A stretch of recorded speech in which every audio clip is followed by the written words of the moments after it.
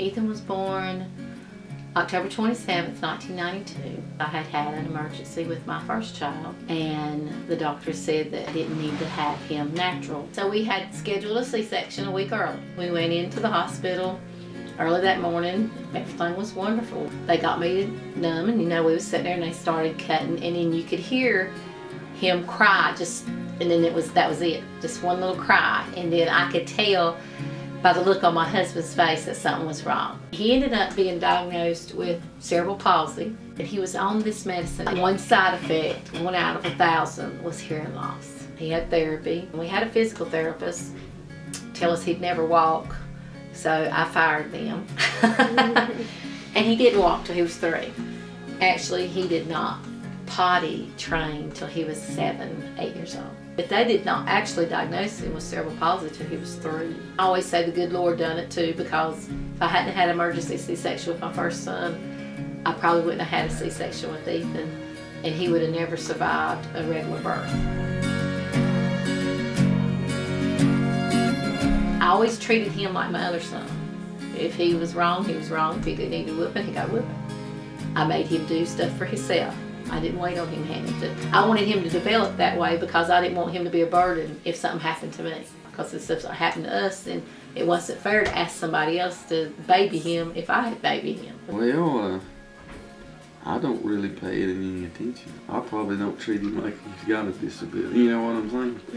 Well, I get asked this a lot. My response always to it is, it wasn't a whole lot of difference in my opinion, because me and Ethan we're so close in age, and we treated each other, exactly like regular brothers and sisters do. We pick on each other, we've gotten fights, all that good stuff. The real differences was just how people treated Ethan, but I always felt protective over him. If you didn't treat Ethan the way I thought you should, a lot of times it took me a while if I ever even liked him. Everybody knew him. I remember when Seth said, "Mama, I'm not Seth Keller no more, I'm Ethan's brother." When Ethan got to the hospital, everybody forgot who Seth was.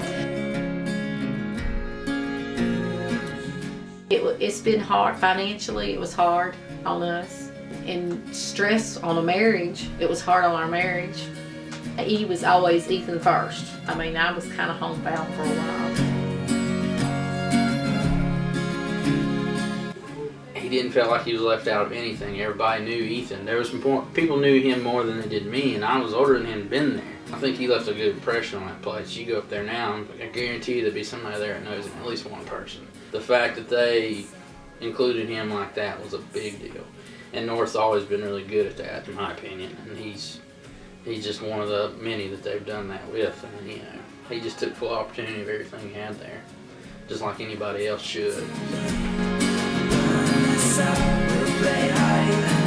I never would have thought, but he was the manager for the football team for 4 years. Done varsity and JV, done varsity basketball. He lettered in basketball and football. Actually, the football team bought him a leather jacket. When he graduated North, his senior class voted him most school spirit. He was featured as one of the outstanding seniors in the annual. He also, at awards night, received the Raider of the Year award and a $500 check from Miss Evans. I don't think people would have ever thought he would have done something like that or achieved that. I wondered what he would have done if he hadn't had the disability. But for my sake, I would never change him. For Ethan, I wish it would have been different for him. Because, he does have friends, but as far as having somebody that's just Ethan's friend and not through his brother or through somebody he knows, he doesn't have that relationship with people. I know it sounds awful for a mother to say this, but if I had a daughter, I don't know if I would want her to date somebody that had a disability like that. He works 15 hours a week, which he loves that job, I would hope, but I don't know if it'll ever turn into full-time. He's on disability, but now he's a good guy. He would be good to her, but you know what I'm saying. As far as me, I wouldn't change him, but for him, I know his life would be maybe different because he'll probably live with us. And when we're gone, he'll probably go live with his brother. But as far as him being happy, I think he's happy. But Ethan knows that there's more out there, and I think sometimes he wishes he could do more. I think he's really done well. He interacts really good at school with his work, and he likes his work. I think he's fulfilled to a point, but I think he knows, he knows he's got a disability. But I don't think he wants to be treated different. Oh, man. I guess I'll use the two together. He's Mr. Personality. I guess you could just say he's very friendly. He's never met a stranger. He trusts everybody. He's definitely one of a kind, that's for sure. He'll talk to anybody. He got that from his mama. He thinks everybody's his friend, and that's just the way he is. And I don't know if that's something to do with the disability or if that's just Ethan. I think sometimes it may just be Ethan. He's just that way. But he's a very likable person because he's so friendly. He has always been very strong-willed. They said that that's probably why he survived. He was a fighter.